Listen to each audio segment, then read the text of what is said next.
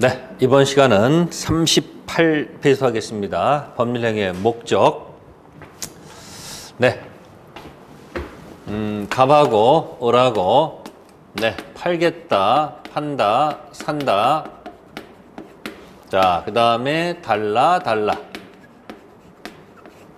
자, 여기서 갑, 을은 당사자가 있을 것. 두 번째, 판다, 산다는 의사표시가 있을 것. 달라는 목적, 내용을 얘기합니다. 내용. 그래서 지금 이 내용은 확정 가능 적법 타당성, 짧게 줄여서 목적은 뭐다? 달라. 내용은 확가적다. 일단 기억하세요. 확가적다가 있다는 거. 자, 순서 설명드리겠습니다. 첫 번째, 자, 매매 계약의 목적 내용은 확정할 수 있을 것 이렇게 되어 있습니다. 자, 이 내용 확정은 달라는 계약 당시에 확정돼도 좋고요. 당시에 확정이 안 돼도 장차 이행기까지 확정할 수 있으면 된다. 당시 확정돼도 좋고 장차 이행기까지 확정돼도 좋다. 그래서 만약에 확정할 수 없다면 이 매매 계약은 무효에 해당한다는 것. 두 번째는 가능해야 된다라고 되어 있습니다. 달라가 실현 가능해야 된다 그런 뜻이에요. 네, 실현 가능해야 된다 그런 얘기예요. 만약에 가능하지 않다면 그건 뭐라고 표현할까요? 네, 실현 불능이라고 판단하면 됩니다. 그러면 이 가능 판단 기준은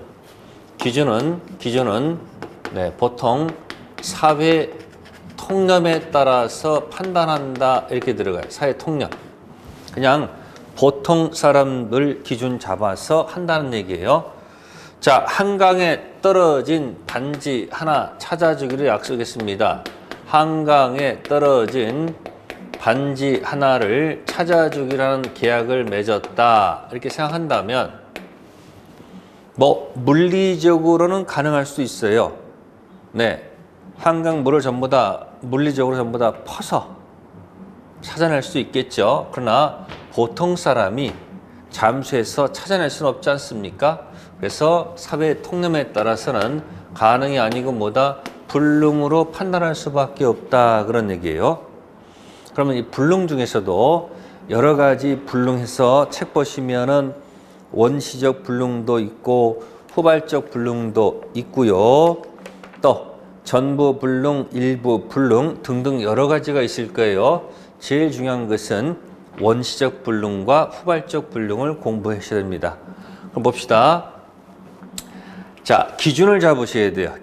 그래서 기준은 계약한 날이 됩니다. 계약한 날을 기준 잡아서 전에 불이 났다 이야기예요. 그러면 전에 불이 났는데 계약을 했다는 얘기죠. 그러면 건물이 완전히 지금 타버렸다는 얘기 아닙니까? 몽땅 타버린 상태인데 여기서 지금 계약을 했다는 얘기 아니에요? 그러면 계약 당시에는 건물이 존재하는 거예요? 존재하지 않는 거예요? 존재하지 않는다 그런 얘기죠. 자, 이런 것을 책에서는 원시적 불능이다 이렇게 표현을 하고요. 원시적 불능을 목적으로 하는 이런 계약은 미안하지만 효력이 없다, 무효다 이렇게 평가하는 겁니다. 자, 그런데 계약 기준을 잡아서 계약 기준 하는 날 건물이 존재했습니다. 건물이 분명히 존재했는데 계약 체결 후에 불이 났다 이야기입니다. 그러면 후에 불이 났으니까 나긴 났는데 후에 불이 났으니까 계약 당시 건물은 있었으니까 이 계약은 유효로 평가한다 그런 얘기예요. 자, 이런 것을 우리는 후발적 불능이다라고 표현합니다. 무슨 불능이요? 후발적 불능이다 이렇게 표현하는 겁니다. 총칙에서는 무현지, 유현지, 취소인지 그 구별하는 거니까 지금 원시적 불능을 목적으로 하는 계약 법률 행위는 무효가 되고 후발적 불능은 계약 당시에는 건물이 있었으니까 계약 자체는 유효고 불난 것은 그 다음 문제 아닐까. 그래서 이렇게 해놓고 나서 그 다음에 그 밑에서 또로 갑론을박하겠죠. 이제 그런 얘기는 이제 계약법에서 논의가 됩니다. 그런데 책자에서는 이제 그런 이야기까지도 논의를 하기 때문에 설명을 드릴게요. 자, 원시적 불능은 무효라는 거 이것을 먼저 꼭 기억을 해 두시라 그런 얘기야. 제일 중요한 것부터 기억하라는 얘기예요. 무효. 이때는 이렇게 얘기를 합니다. 파는 사람은 유책,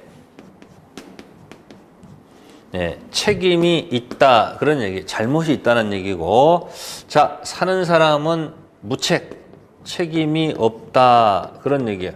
잘못이 없다 그런 얘기야. 자, 책임을 잊고 여긴 책임이 없다. 화재 원인에 대해서 자, 이와 같은 경우에 유책은 을은 갑한테 믿었기 때문에 들어간 비용을 달라. 그래서 여기서 논의하는 것이 제목이 이렇게 연결됩니다. 계약, 네, 체결상 과실.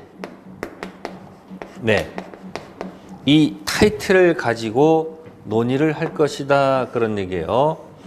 계약법에서 나올 거니까 일단 제목만 언급합니다.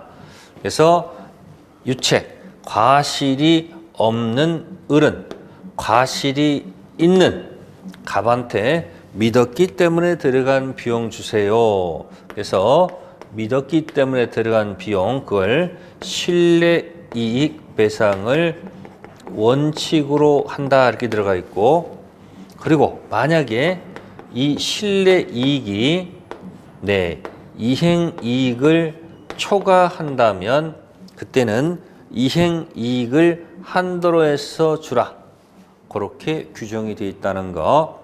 네, 요거는 계약법에서 나중에 연결되니까 참고 설명드리고, 그 다음에 후발적 불능은 누가 불을 냈을까 하는 얘기예요. 그래서 불난 원인은 매도인이 불을 낼 수도 있고 매수인이 불을 낼 수도 있고 제3자가 불을 낼 수도 있습니다. 자, 제목을 관리하면, 자, 매도인이 잘못으로 화재가 나오면 잘못을 귀라고 할게요. 귀책 사유, 매도인의 귀책 사유가 있고 매수인은 잘못이 없다.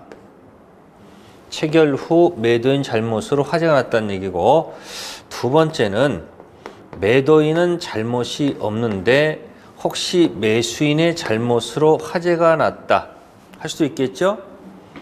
세 번째는 옆집 부부싸움 하면서 성질 급한 누군가 불을 질러 버려 가지고 옆집 불타는 바람에 내 집까지 타는 경우도 있습니다. 안타깝죠. 그러면 갑도 잘못 없고 을도 잘못 없는데 옆집 불타버리면서 얘가 잘못해서 화재 난 거예요. 즉 갑과 을이 계약을 체결한 후 화재 원인이 매도인 불, 매수인 불, 제3자 불, 이렇게 머릿속에 기억하시면 좋아요. 그러면 이때 이 갑은 채무자가 되고요. 매도인은 재산권 줄 의무자고요. 매수인은 재산권 달라는 채권자 입장이 되지요. 그래서 채무자한테 귀가 있으면 요거는 우리가 채무불이행이라는 단어를 씁니다. 그래서 갑한테 잘못이 있으면 채무불이행이다 라는 말을 써주고, 이 두 가지는 갑한테는 잘못이 없네요. 그럼 이건 무슨 불이행이 아니다? 네, 채무 불이행이 아니다. 이렇게 표현을 하겠네요. 그래서 후발적 불능은 채무 불이행 문제와 채무 불이행 아닌 문제로 들어갑니다. 조금 더 진행하면 채무 불이행 들어가면 요거는 네, 이행 불능이다라는 단어를 써줍니다. 요거는 이행 불능의 문제를 삼아서 자, 갑은 잘못 있는 사람한테 어차피 재산권 못 받으니까 이행 불능한 손해배상 청구권으로 해결하면 되고요. 자, 이와 같은 경우에는 을이 갑한테 이행 불능 문제 삼으면 안 되겠죠? 거꾸로 갑이 을한테 돈 달라 할 수 있고 여긴 돈 달라 할 수가 없거든요. 그래서 대가 손실을 누가 부담하느냐? 요거는 위험 부담, 대가 손실을 누가 부담하느냐 하는 문제로 연결해서 위험 부담 문제로 넘어가요. 그래서 요거는 돈 달라 할 수 있으니까 대가 손실은 을이 부담하고 요거는 돈 달라 할 수 없으니까 손실은 갑이 부담하지만 갑은 옆집 가가지고 네가 불냈으니까 불법행위 손해배상으로 해결하면 될 거예요. 네, 그래서 거기 보시면은 3페이지, 몇 페이지 40페이지 보시면 거기 표에 원시적 전부불능, 그죠? 전부불능 있죠? 거기서 계약 체결상 과실이라는 타이틀이 들어가 있고 일부 불능은 생략하고요. 후발적 불능은 자, 잘못이 있으면 체불 이행 불능, 없으면 체불 아닌 위험 부담 타이틀이 있을 거예요. 네, 그래서 이 부분은 여러분들이 세월이 지나면서 차차차차 눈에 들어올 거예요.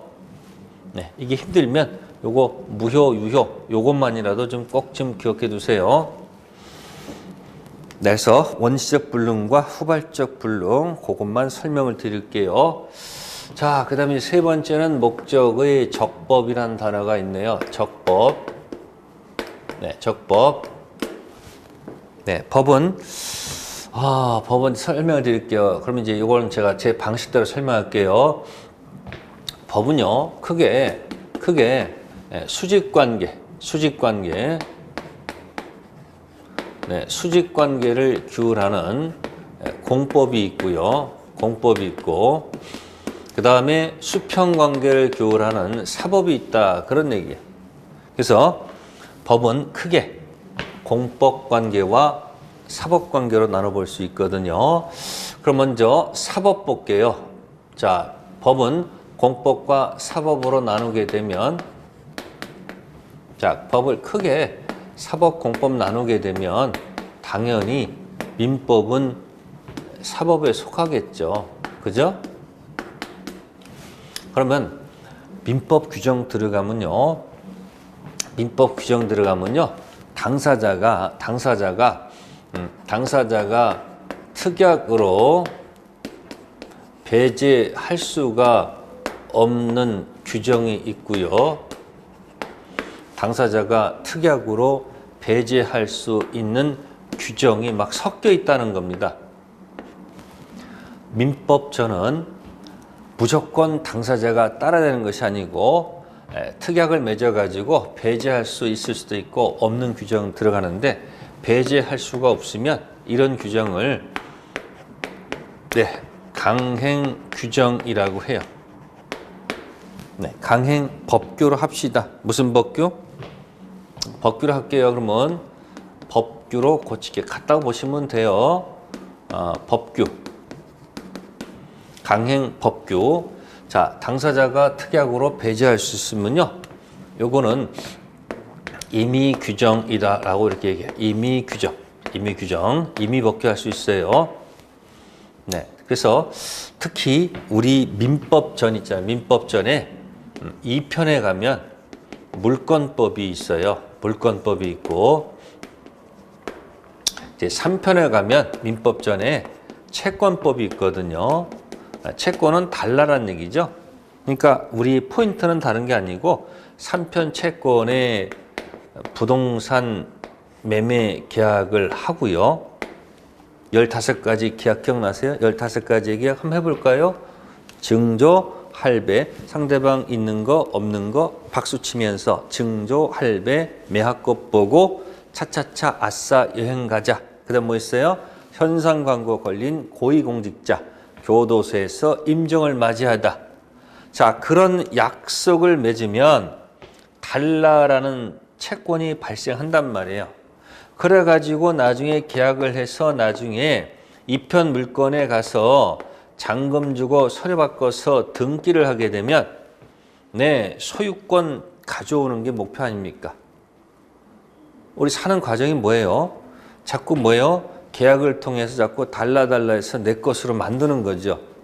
그래서 여러분들이 돈을 많이 갖게 되면 남한테 보여줘야 될 거 아니에요. 그러니까 부동산 같은 경우도 뭐 펜트하우스, 넓은 평수, 인테리어 잘 돼 있죠. 또 나가서 자동차도 좋은 자동차 타지 않습니까? 그러니까 3편 채권의 계약 중 매매 계약을 통해서 2편 물건 등기 쳐서 가져가는 거예요. 그러면 이 등기 관련된 물권법은 당사자가 특약으로 배제할 수 없는 강행 규정이 많습니다. 그래서 물권법은 많이 있어요. 대부분 무슨 법규가 많고요. 네, 강행 규정이 많이 들어가 있고요. 3편 채권은 계약제의 원칙이 있으니까 이쪽은 대부분 임의 규정성이 강하다 이렇게 보시면 돼요. 그러니까 나중에 이제 물권법 가가지고 여기서는 이런 말이 나와요. 물권법에서는 나중에 물권 법정주의다 이런 타이틀을 가지고 얘기가 되고요. 3편 채권은 계약이 중심이니까 여기는 계약 자유 원칙이다 이런 말을 가지고 많이 나올 거란 얘기예요. 네. 그래서 민법, 사법은 강행 규정과 임의 규정이 맞게 섞여 있습니다. 자, 그런데 공법은 네, 임의 규정이란 말은 쓰면 안 되겠죠. 임의 법규란 말 쓰면 안 되겠죠. 공법은 임의 법규란 말을 써서는 안 되겠죠. 배제할 수 없겠죠. 그래서 공법은 전부 다 무슨 법규가 많다. 네, 강행법규일 수밖에 없습니다. 수직관계니까. 뭐 여러분들 세금 내는데 가서 배제할 수 있어요? 깎아달라 할 수 없지 않습니까? 따라서 공법은 강행법규성을 가질 수밖에 없습니다. 그런데 이 강행법규를 위반했을 때 처벌은 하는 건 맞아요. 그죠? 당연히 제재를 받겠죠.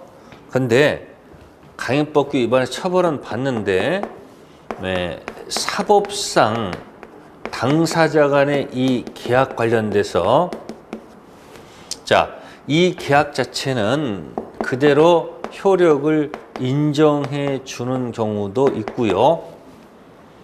공법을 위반했을 때 처벌하고 사법상 계약은 유효하지만 사법상 계약까지도 효력을 없는 것으로 결정할 수도 있어요. 자, 공법을 위반했을 때 처벌은 합니다. 위반했을 때. 근데 특징은 사법상 계약이 유효일 수도 있고 무효일 수도 있다. 그런 얘기야. 예를 들어서 여러분들이 무허가 음식점에서 음식물을 판매한다. 그러면 식품위생법은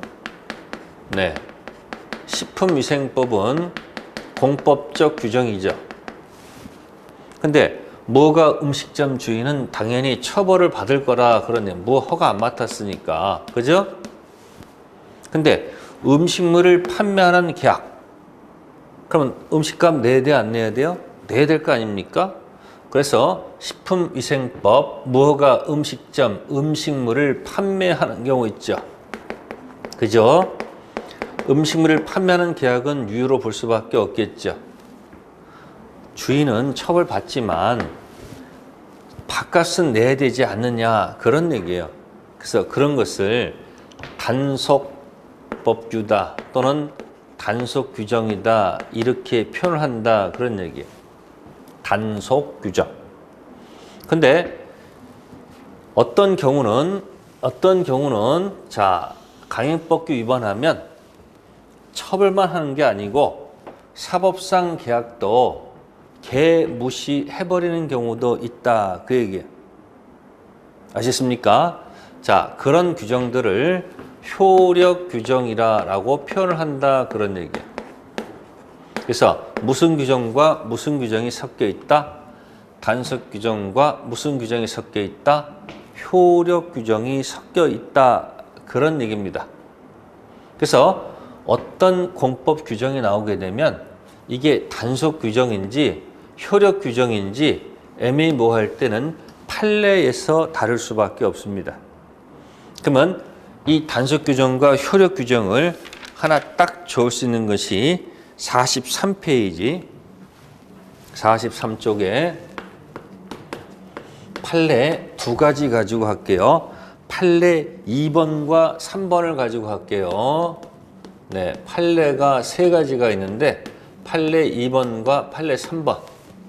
자, 판례 2번은 중개 수수료 한도액을 초과한 약정. 그 다음에 개업 공인중개사 등이 중개 의뢰인과 직접 거래하는 행위금지 규정. 그러면 일단 중개사법은 그죠? 중개사법은 사법 관련된 게 아니고 이것도 일종의 공법적 규정이에요. 민법이 아니면 공법 생각하세요. 자, 그러면 이 중개사법, 그러면 중개업자는 당연히 이 법에 따라야 돼, 안 따라야 돼? 따라야 되겠죠. 그러면 이 중개사법 규정은 당연히 무슨 법규일 것이다? 임의법규가 아니고 따라야 된다. 강행법규죠. 그런데 방금 전에 이게 단속 규정이냐, 그죠? 또 효력 규정에 따라서 내용이 달라진다고 얘기했어요. 대입해 봅시다. 자, 법정 수수료 초과한 약정. 자, 토지를 팔면서 이 토지를 빠른 시간 내에 팔게 해주면 플러스 1,000만 원을 더 주겠다. 그러면 법정 수수료인데 법정 수수료만 받아야 될 거 아닙니까? 근데 법정 수수료 플러스 지금 뭐로 들어갔어요? 알파. 개인과 개인의 약정을 맺었잖아요. 이 알파 약정은 뭐다? 사법상 계약이다 그런 얘기예요. 돈 1,000만 원을 더 주겠다고 약속했다는 얘기죠. 그러면 이 법정 수수료 규정이 단속 규정이라고 만약에 가정하면 중개업자는 처벌받겠죠. 그런데 이 사법상 계약은 영향을 주지 않기 때문에 사법상 계약은 유효한 거예요.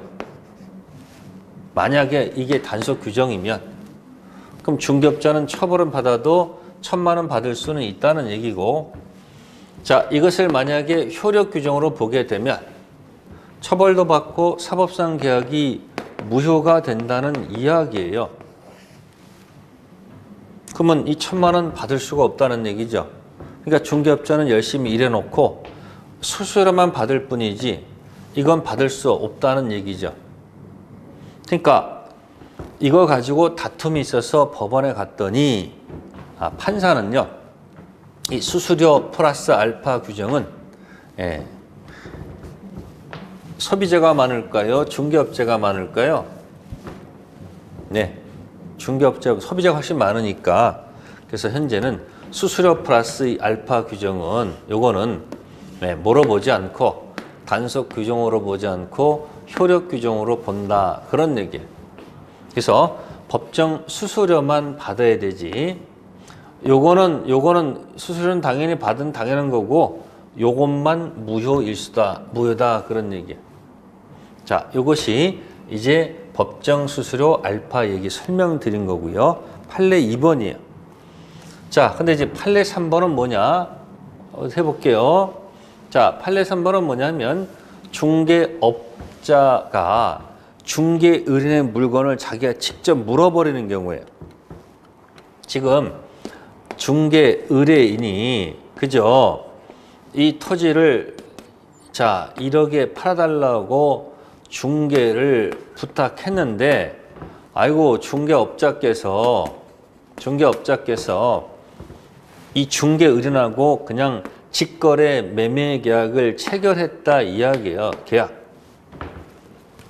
이게 뭐야? 그러니까 지금 사법상 계약을 체결했다 이야기 아닙니까?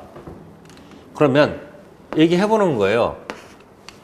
중개업자랑 의뢰인은 직거래하지 말라고 규정돼 있잖아요. 그러면 연습하면 되지 않습니까? 이게 만약에 단속 규정이면 중개업자는 당연히 처벌받는 건 당연한 것이고 처벌은 받아도 이 계약은 유효가 될 것이고 만약에 이것을 효력 규정 보게 되면 중개업자는 처벌도 받고 사법상 계약도 무효가 되니까 가져올 수 없다는 얘기죠. 그러면 이 계약할 때는 이 중개 의뢰인도 오케이 했으니까 이거 한 거 아닙니까? 어차피 파는 게 목적이니까. 그래서 이와 같은 경우에는 판례가 이런 것은 효력 규정이 아니고 무슨 규정이다. 단속 규정으로 봐서 처벌을 하더라도 계약은 뭐하다? 유효하다. 그래서 여기 판례 2번, 3번을 가지고 한번 연습을 하세요. 강행법규, 공법 위반했을 때 처벌을 하는 건 당연하지만 단속이냐, 효력이냐. 뭐 요즘 같은 경우 여러분들 뭐 있어요, 여러분들? 예? 요즘 뭐 있습니까? 9시 넘어서, 예? 넘어서 장사하시면 안 된다. 예? 특히 여러분들 모여가지고 술 먹으면 안 될 거 아닙니까? 그죠? 9시 넘어서 술집에 술 팔으면 되는데요? 안 되죠. 근데 9시 넘어가지고, 예? 거기서 지금 술을 먹었다는 얘기예요. 그러면 주인은 처벌은 하겠죠. 그럼 묻겠습니다. 거기 술값 받아야 돼, 안 받아요? 술값은. 술값 받는 사법상 계약은 당연히 유효할 거 아닙니까? 그러니까 그건 일종의 무슨 규정이다? 단속 규정이다. 그런 얘기. 그래서 효력 규정과 무슨 규정? 단속 규정 이야기를 설명드린 거니까 연습을 좀 해두시면 됩니다. 그래서 이제 단속 규정과 효력 규정 몇 가지 규정들이 있을 거예요. 판례 보시면 돼요. 자, 단속 규정 같은 경우 대표적 예가 지금 나왔던 게 뭐 있었어요? 단속 규정 뭐 있었습니까? 중개업자가, 그죠? 중개업자가 중개인과 뭐 하는 거? 직거래하는 금지 규정, 그죠? 금지 규정은 단속 규정, 그죠? 또 여기는 이제 법정 수수료 관련된 규정은 무슨 규정? 효력 규정. 두 가지 비교가 된 거고요. 그 다음에 이제 효력 규정에 뭐가 또 있을까 봤더니 명의신탁 금지 규정. 명의신탁 하지 말라는 금지 규정이 있어요. 이건 효력까지도 개무시당합니다. 단속 규정은 여기 하나 있고 또 하나가 이제 미등기 전매행위 금지 규정. 미등기 전매행위 금지 규정이 있어요. 이걸 위반해 가지고 대표적 하는 것이 이게 중간 생략 등기예요. 중간 생략 등기. 다른 게 아니고요. 갑하고 을하고 매매를 했으면 등기가 일로 가야 되겠죠. 근데 또 팔게 되면 매매했으면 등기가 일로 또 가야 되겠죠. 이렇게 등기가 칠 때마다 국가는 세금을 걷어야 될 거 아니에요. 근데 이제 을이 이 등기를 생략하고 등기가 혹시 이렇게 넘어올 수도 있지 않습니까? 이게 바로 뭐다? 중간 생략 등기야. 그러면 이거 당연히 하지 말라고 금지 규정이 있겠죠. 부동산 등기 특별조치법에서는 이렇게 등기 안 하고 전매 금지 규정을 두겠죠. 자, 이것을 효력 규정으로 보게 되면 이 계약도 무효가 될 것이고 이걸 단속 규정 보게 되면 단속해가지고 세금 걷고 이 계약은 그대로 유효로 보는 거예요. 그래서 이 중간 생략 등기 금지 규정은 단속 규정의 예입니다. 그래서 이쪽 소속인지 이쪽 소속인지는 여러분들이 판례를 통해서 공부해 가는 겁니다. 처음에 익숙하지 않지만 자꾸 보게 되면 이쪽인지 알 수 있게 됩니다. 자, 그 다음에 이제 43쪽 가시면은 강행법규 위반해가지고 절대적 무효라고 돼 있어요. 네. 즉, 이 효력 규정 무효를 두고 하는 얘기가 되겠죠. 그래서 효력 규정 이 무효는 무슨 무효라고 적어놨어요? 네, 절대적 무효라고 적어놨네요. 네, 이 절대적 무효는 어렵게 생각하지 마시고 이렇게 생각하시면 돼요.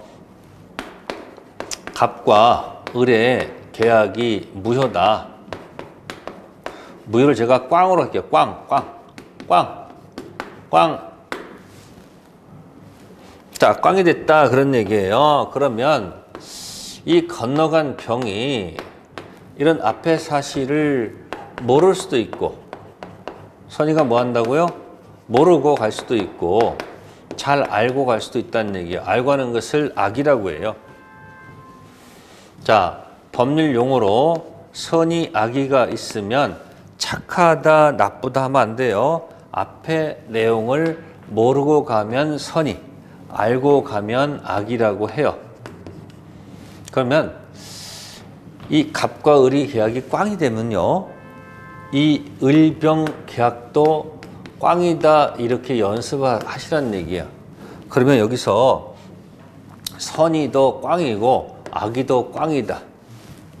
이게 우리 민법의 대원칙입니다. 연습하셔야 돼요. 갑, 을이 꽝이면 건너간 병도 선악 묻지 않고 꽝꽝 보호를 안 해준다는 얘기예요. 그러니까 보통 이제 이렇게 되면 갑하고 이제 을은 먹고 튀는 거고, 이게 꽝이니까 갑하고 병이 만나게 되면 결국은 갑이 보호를 받고 병이 슬프다 그런 얘기예요. 그럼 이제 병이 이제 을을 잡고서 뭐요? 쫓아다녀야 됩니다. 그죠? 그래서 이런 걸 뭐라 한다? 이게 무효인데 건너간 병이 선악 묻지 않고 꽝꽝거리는 것을 멋있게 표현한 말이 이거다 그런 얘기야. 절대적 무효. 특별한 경우에만 선의, 악의가 있을 때 선의는 보호를 해주고 악의는 꽝치는 경우가 있어요. 이럴 때는 상대적 무효라고 얘기해요. 그래서 상대적 무효는 특별한 경우에만 나타납니다. 보통은 거의 앞이 꽝이면 뒤도 무조건 꽝꽝거리는 거예요. 자꾸 멋있게 포장하니까 여러분 힘든 거예요. 여러분 집에 있을 때는 그냥 거의 뭐예요? 그냥 평상시 그냥 어쨌든 뭐 세수도 안 하고 하루 종일 있는 경우도 있고, 어떤 경우는 뭐야? 머리당 하고 있잖아요. 그 어디 누군가 만날 때 어떻게 돼? 포장을 해야 될 거 아니야? 분장해야 될 거 아닙니까? 마찬가지 그냥 별거 아닌데 꽝이면 무조건 꽝꽝이다 하면 될 것 같다가 이렇게 표현. 절대적 무효. 대원칙이 절대적 무효. 특별한 경우에만 무슨 무효다? 선의는 보호받고 특별한 경우에만 상대적 갈 겁니다. 그래서 효력 규정 위반된 무효는 꽝이면 뒷사람도 꽝꽝 그렇게 기억하시면 됩니다. 자, 그 다음에 밑에 보시면 무효행위 추인되느냐? 될 수가 없습니다. 네, 확정 무효는 추인해도 효력이 있을 수가 없습니다. 자, 그 다음에 이제 44페이지 목적의 사회적 타당성. 네 번째죠. 목적의 사회적 타당성 나옵니다. 그래서 거기 조문이 나왔네요. 103조가 나왔네. 103조. 자, 103조 보게 되면 선량한 풍속 기타 이렇게 나오네요. 선량한 풍속 기타 이렇게 나왔잖아요. 사회 질서에 위반한 하는 법률 행위는 무효로 한다. 그래서 앞으로 타당성은 선자하고 풍자, 선량한 선자, 풍속할 때 풍, 기타할 때 기. 그래서 앞으로 타당성은 선풍기 무효다라고 설명을 할게요. 자, 이 앞에 적법성 무효하고 이 반사회 질서 법률행위 선풍기 무효 같은 무효인데 좀 차이가 있습니다. 그러면 선풍기 무효가 도대체 뭐가 있을까? 이건 굉장히 추상적인 거죠. 그래서 반사회질서 법률행위를 지금까지 판례가 재판한 것들이 있죠.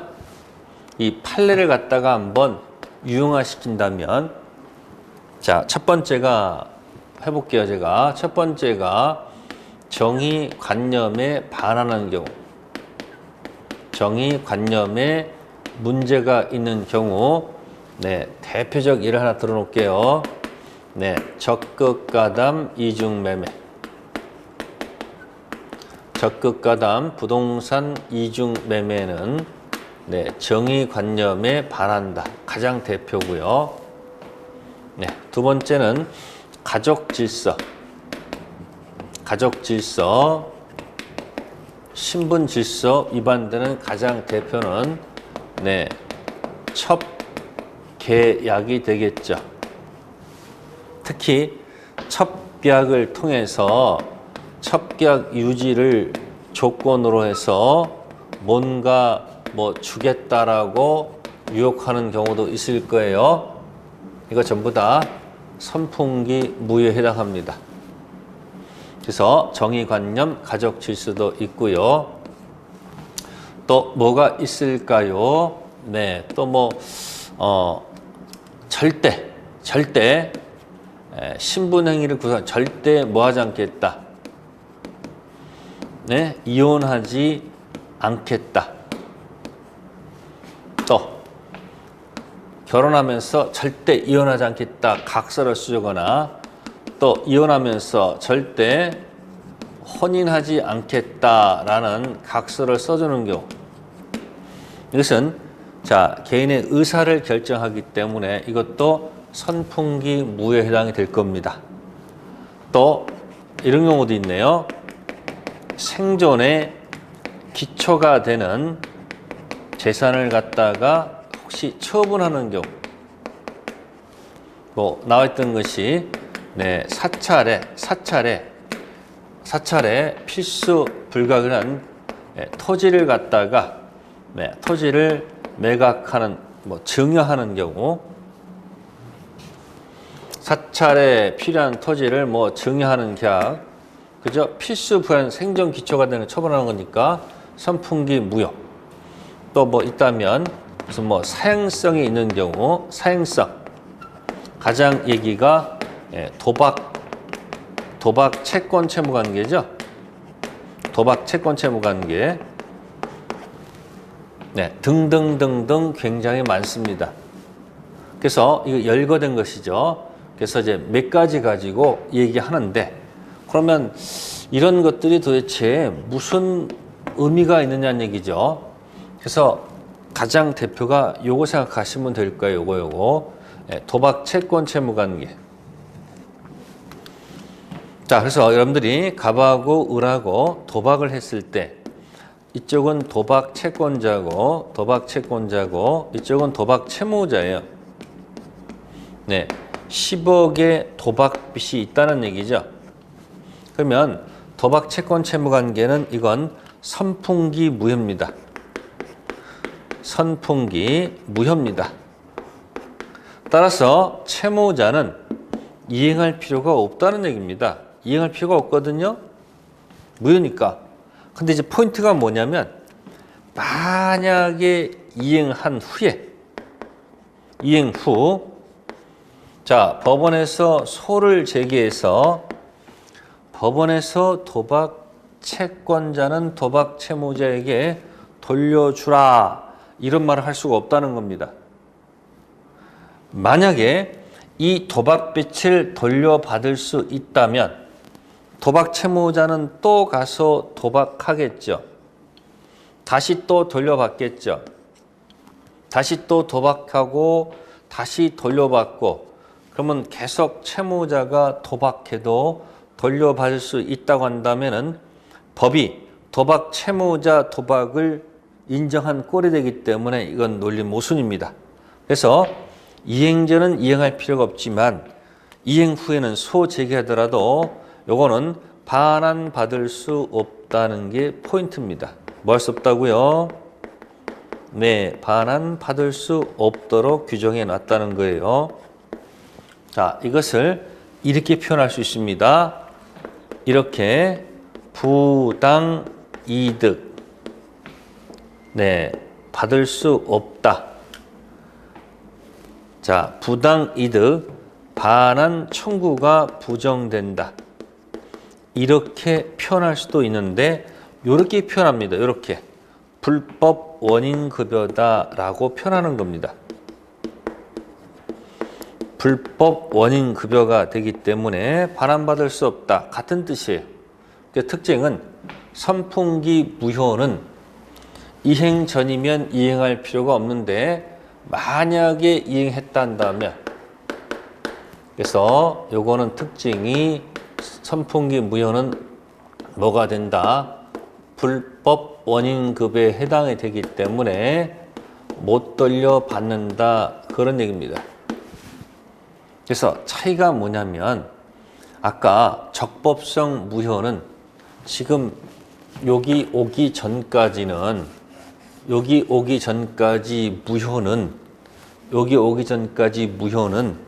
네, 부당 이득 반환받을 수 있다. 이게 기준이면 부당 이득이기 때문에 반환받을 수 있다 하는데, 이 타당성 들어가면 이 부당 이득 반환받을 수 없도록 해놓는다는 얘기예요. 이 부당 이득 반환받을 수 없다는 이 이야기를 더 멋있게 표현한 말이 뭐다? 네, 불법 원인급여다.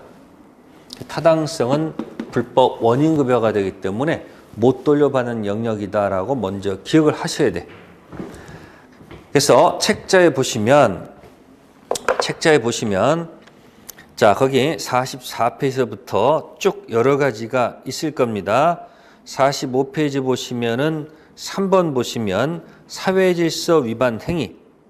그래서 하나, 둘, 셋, 네 번째 줄에 자, 거기 보시면은 부동산 매도인에게 이중 양도를 적극 권유하여 이를 매수하는 것 등은 무효이다. 아까 적어드렸습니다. 적극 가담, 이중 매매, 그 정도는 꼭 좀 기억해 두시면 됩니다. 다음 페이지 넘기세요. 그래서 46페이지 부동산 이중 매매가 나와 있어요. 일단 넘어갑니다. 그 다음에 47페이지에 윤리적 질서라는 말이 있습니다. 아까 얘기했어요. 첩계약 유지를 조건으로 이렇게 증여하는 것은 효력이 없습니다. 그런데 거기 보시면은 불륜관계를 단절을 하면서 첩에 생활비 지급하거나 양육비를 지급하는 경우는 유효다. 그러니까 첩계약 유지는 좀 나쁜 의미죠. 그런데 첩계약 단절은 돌아가겠다는 얘기죠. 첩계약 유지를 조건으로 주는 것은 이건 사회질서에 반하지만 지금까지 첩관계 유지했다가 단절을 조건으로 뭘 주겠다는 얘기는 돌아가겠다는 얘기죠. 그럴 경우는 유효하다는 거. 유지인지 단절인지를 한번 생각하시고, 세 번째가 개인의 자유를 극심하게 제한하는 경우, 아까 절대 혼인하지 않겠다, 이혼하지 않겠다는 거. 자, 그 다음에 생존의 기체가 되는 재산 처분 행위, 사찰 존립의 필요 불가한 임야를 증여하는 거 안 되겠죠. 그 다음 밑에 있는 거 지나치게 사행적인 행위.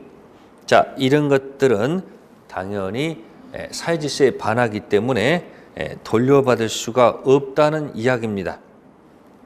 그러면 이제 이 반사회질서에 반한다, 반하지 않는다 이야기가 있는데 이제 답은 써야 될 거 아닙니까? 그래서 꼭 기억할 것은 103조 위반이 아닌 경우. 그게 무슨 얘기죠? 네, 선풍기 무효가 아닌 경우, 다른 말로 불법 원인 급여가 아닌 경우. 그래서 요거는 암기법으로 설명드릴게요. 여러 가지 판례가 이제 시험 볼 때 공부하는 게 첫 번째 이렇게 합니다.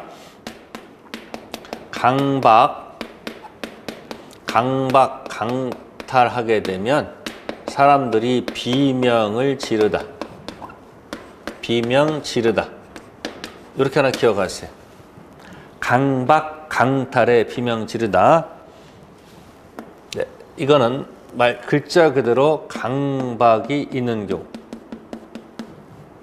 네, 강박에서 재산을 강탈해 간다 할지라도 이 강박은 불법 원인 급여가 아니라는 거.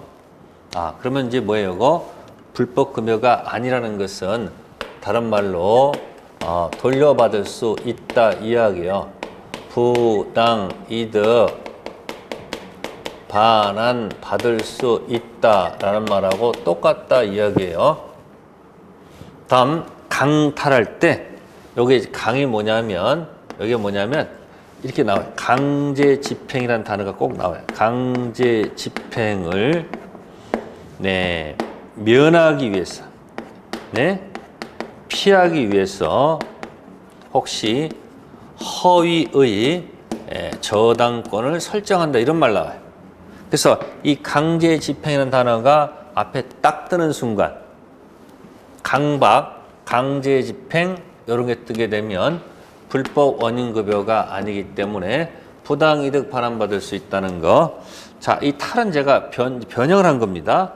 탈은 뭐냐면 탈세를 얘기하는 거예요. 탈세. 세금을 빼먹는다는 얘기죠. 가장 많이 나눈 것이 양도소득세. 무슨 세요? 양도소득세 회피하기 위해서 가장 대표가 다운계약서 쓰는 경우죠. 다운계약서. 이런 것도 불법 원인급여는 아닙니다. 관련 법규에서 처벌은 받아도 불법 원인급여가 아닙니다. 그래서 나중에 문제가 생기면 돌려받을 수 있고요. 그 다음에 B자가 나왔네요. B는 뭐냐면 비자금이에요. 비자금. 소극적으로 은닉하기 위해서 임치한 경우나 비자금. 자, 그 다음에 명자는, 자, 여기 보입니까? 보여요, 여기? 촬영. 명의신탁입니다. 무슨 신탁이요? 명의신탁 금지 규정이 있습니다. 명의신탁에 위반했을 때 역시 뭐 한다? 이것도 불법 원인 급여가 아닙니다.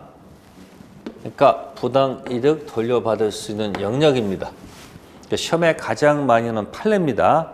기억해 두세요. 강박, 강탈에 비명 지르다. 다시 강박, 강탈에 비명 지르다. 해서 요게 판례 태도니까 요걸 꼭 좀 기억해 두세요. 그래서 선풍기 무효가 아닌 것들 시험에 자주 나올 거예요. 그래서 49페이지에 판례 2번 있죠. 다운계약서. 이게 바로 아까 했던 강탈할 때 탈세입니다. 자, 해서 그 설명을 드렸고요. 자, 50페이지 가시면 사회질서 위반의 효과가 나옵니다. 위반의 효과. 역시 마찬가지 절대적 무효. 아까 제가 뭐라고 했습니까? 갑을이 꽝이니까 을병계약도 뭐다? 꽝. 그리고 그 특징, 불법 원인급여란 말이 들어가 있다는 거. 그러니까 지금 확정 가능 적법까지는 문제가 있으면 취소가 없고 무효인데 부당이득으로 돌려받을 수가 있는데 요 타당성 들어가면 돌려받지 못한다는 이야기입니다. 아시겠습니까? 그래서 여기까지 일단 오늘 여기서 끝내도록 하겠습니다. 그래서 뒤에 있는 불공정한 법률행위 해석, 그 다음에 의사표시 있죠. 이거는 다음 시간에 하도록 하겠습니다. 그래서 여러분들이 오늘 공부하신 거, 자, 이해된 것과 안 된 것이 분명히 나타날 거예요. 힘들어하지 마시고 따라오시면 됩니다. 계속 반복해 드리겠습니다. 다음 주에 뵙겠습니다. 감사합니다.